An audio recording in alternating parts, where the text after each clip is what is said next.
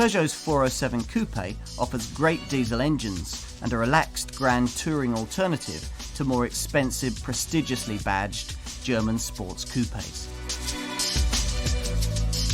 Peugeot has quite a tradition when it comes to distinctive looking coupes.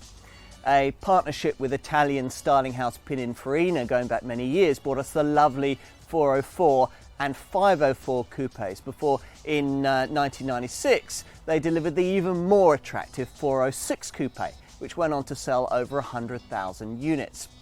Now, its 2007 replacement, this car, the 407 coupe, was styled by Peugeot itself, and though not quite as attractive as its predecessors, was equally as eye-catching in its own unique way.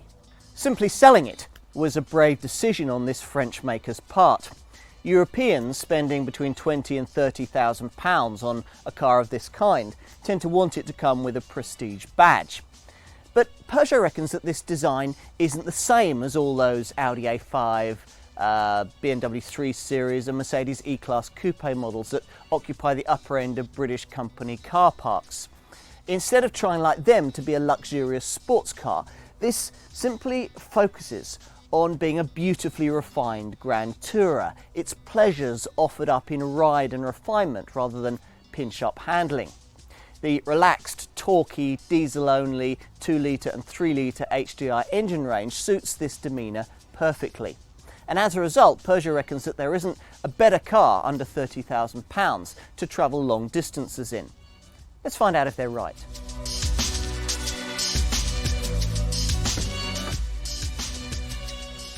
Now, the feeling of quality and refinement starts from the very first. The large door thunks satisfyingly shut behind you after you climb in, before there's a gentle hiss of the electric motor finally raising the frameless window into place. Now, turn the ignition key and the silence of the cabin is only marginally disturbed. I've got the 3-litre V6 HDI engine here, but it's actually hard to believe that this is a diesel car, so muffled is the thrum from beneath the bonnet in front of me.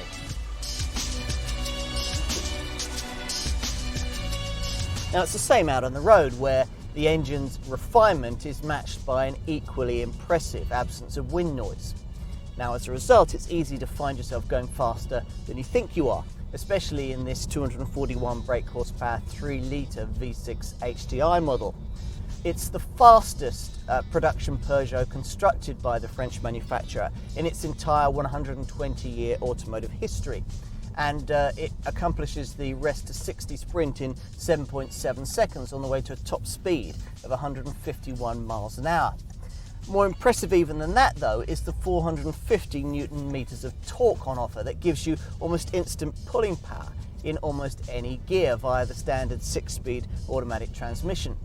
Now, this is an engine that transports Land Rover's heavy Discovery 4x4 with alacrity, so you can imagine how swift it makes this Peugeot. The alternative power plant is also a diesel, an improved 163 brake horsepower 4-cylinder 2-litre HDI unit that, thanks to 340 Newton meters of torque, still manages to propel this heavy car with greater speed than you might expect.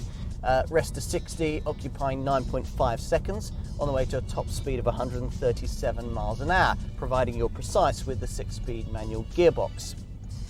But to throw around statistics like this is really to ignore the laid-back, grand touring ethos of this car. Not that it would fall apart when the going gets twisty, quite the opposite in fact, thanks to accurate steering and prodigious levels of grip. The stiff body and the advanced double wishbone front suspension are amongst the contributors to a virtual absence of body roll that makes this car as swift a tool on a fast-flowing B-road as it is on an autobahn. Active suspension with 9 automatically selected degrees of stiffness help too, and there's a sports mode which I can select here to keep things permanently firmed up, although selecting it will stiffen up the ride to a level beyond that which most customers will want.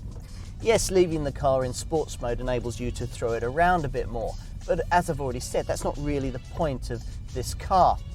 Better to stick it in comfort mode, and waft along as the world drifts by you like the ever-changing landscape offered up from a seat on a TGV high-speed continental train.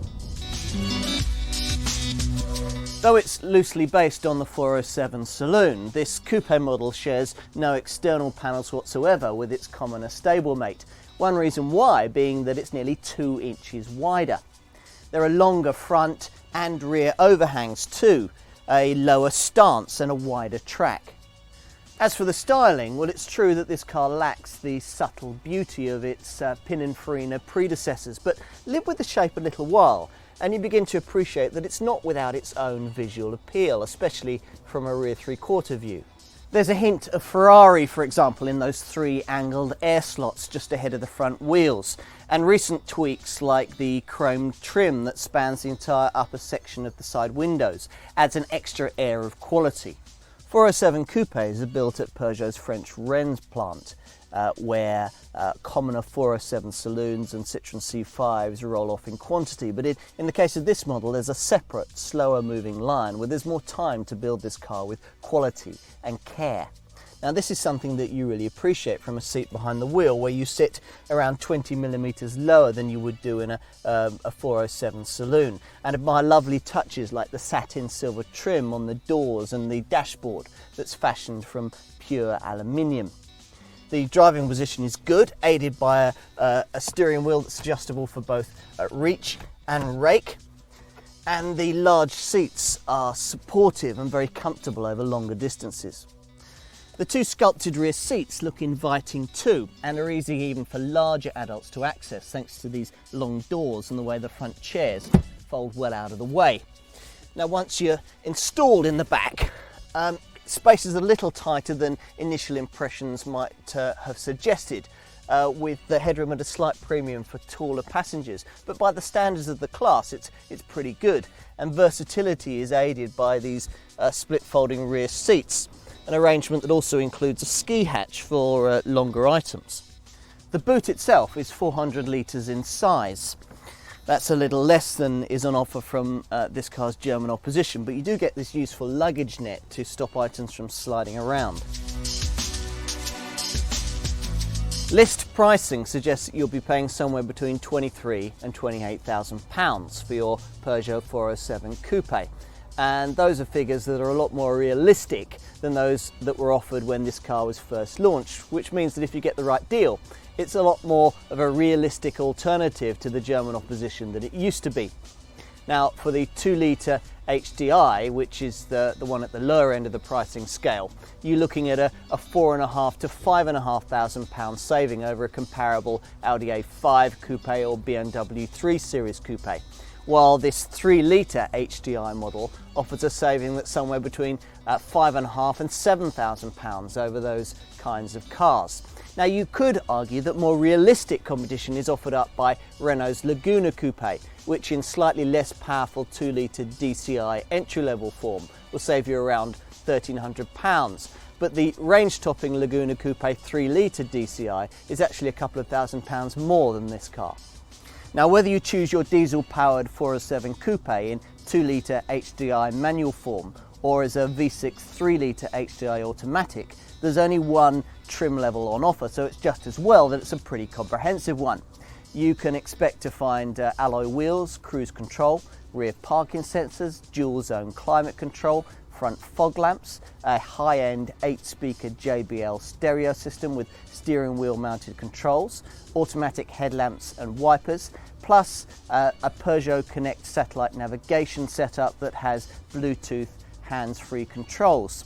Safety-wise, there are large disc brakes plus ABS with electronic brake force distribution and brake assist. And if all that doesn't stop you having an accident, there are 7 airbags, including a driver's knee airbag. The diesel engines in this 407 Coupe are as much about efficiency as they are about performance. Both units have the PEF particulate emissions filter bolted on to remove harmful diesel particulate matter before it makes its escape through the exhaust. Both engines also meet tough Euro 5 emissions regulations thanks to their advanced fuel injection and combustion systems. The The 2-litre HDI manages 52.3 miles to the gallon on the combined cycle and puts out 140 grams per kilometre of CO2.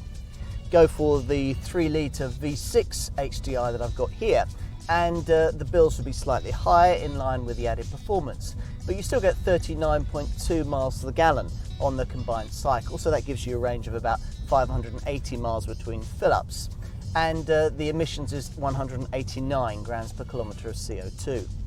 Residual values will of course be nothing like as good as you get with prestigious rivals, but then you're not paying that kind of money. Get the right deal up front though, and even that side of the buying proposition could make sense. Servicing intervals are generous, every 2 years or 20,000 miles. Peugeot's problem with this car has always been getting people to try it.